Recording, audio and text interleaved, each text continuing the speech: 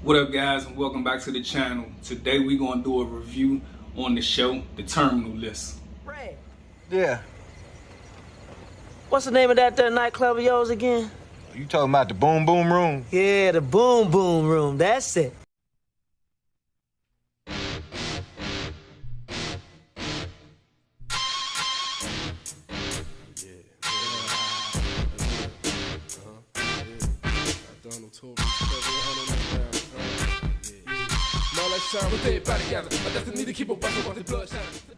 So guys, if you are not familiar with the show The Terminal List, I highly recommend that you check it out. The Terminal List is an action drama thriller that I'm pretty sure most of you guys probably got Amazon Prime. If you have Amazon Prime, then you have access to watch this show. The Terminal List is an 8-episode show that is starring Chris Pratt, and it's focused on a group of Navy SEALs that they went on a mission, and something happened on the mission that determines the rest of the way things play out throughout the eight episodes of the show. Now, I know probably a lot of you guys, when you hear the name Chris Pratt, you probably think of like more of a comedic actor. Actually, on this show, Chris Pratt showed his range as an actor to me. I always, when I think of him, I think of Star-Lord, or the character that he plays on Jurassic World. But when I watched him on, he's like the main SEAL that the show is focused on. And it also has a guy who played on the movie Lone Survivor. He was one of the SEALs on Lone Survivor. I can't think of the actor's name, but if you watch the show, you'll recognize him if you saying Lone Survivor. But he is like his ride or die partner throughout the show.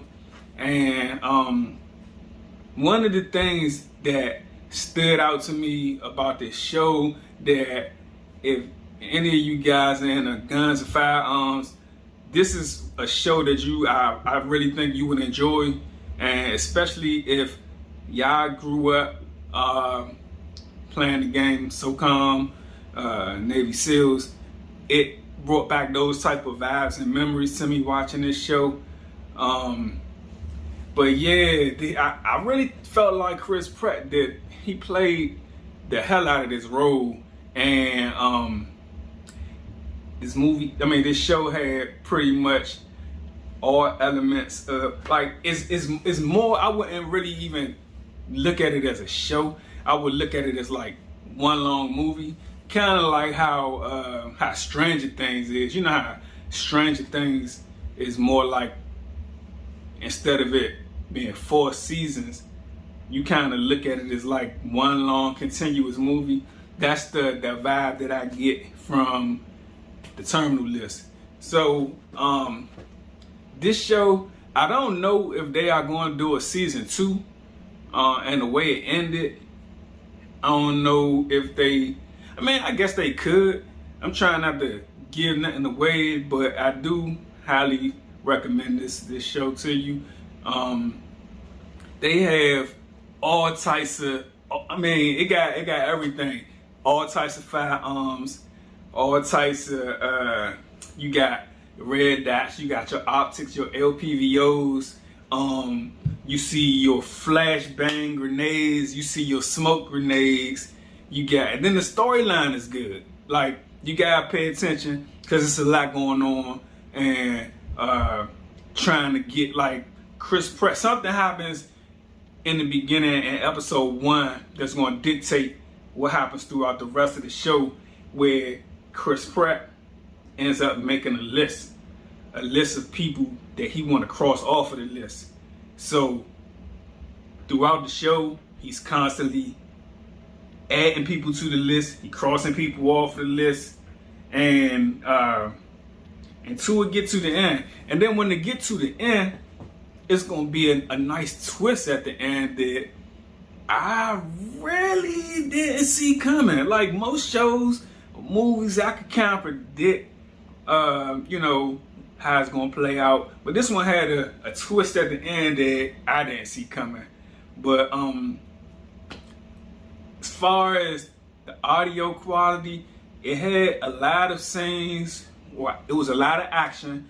It was directed by Antoine Fuqua. He's the guy who directed Training Day. So y'all seen Training Day, you know that's a classic. Even that movie 20 years old, over 20 years old.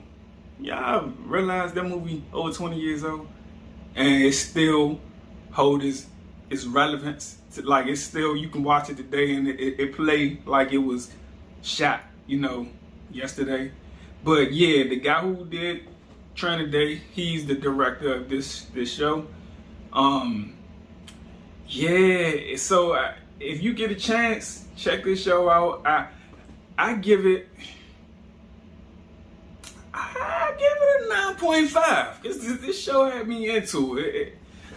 There are some slow scenes in it, but the slow scenes is basically building out the story. So it's not like action. It's a lot of character development, and you seeing what's going on and who certain players are and how things are. And then sometimes you see Chris Pratt in situations and you like, all right, how you gonna get out of this one? But yeah, it's good. You just trust me, check it out, see how things play out. And yeah, so if you like firearms, this is a show for you. And when you watching it, don't think of it as like you watching like a sitcom or nothing like that, because it's definitely not comedic. It's nothing comedic about it, and it's a serious show, and it plays like a movie, and I highly recommend it. So if you get a chance, go and check out the show. It's only 8 episodes, and I want to say each episode is about an hour long. And so the action in it has real good surround sound too. You get your helicopters flying over if you got the Atmos set up in your crib. But other than that, you got your explosions with your bass rocking the room. And yeah, this is one I definitely recommend. So yeah, that's my thoughts and review on the show The Terminal List. I hadn't even heard of this show. I came across I forgot whose channel I was watching, but it was like a gun YouTube channel. And matter of fact, it was Classic Firearms channel, and they were talking about different guns that were used on the show, and that kind of got my attention and made me want to check it out. So I pulled up the trailer and I was like, yeah, this looked like something that I like. But yeah, show The Terminal List, check it out. And if you've seen it, let me know what you thought about it. And if you haven't seen it, go watch it, come back to this video and leave your thoughts and opinions on how you thought Chris Pratt did. Some of the Navy SEAL scenes that you see in the show. Yeah, let's talk about it. But other than that, that's my thoughts on The Terminal List, and I'll catch y'all on the next video.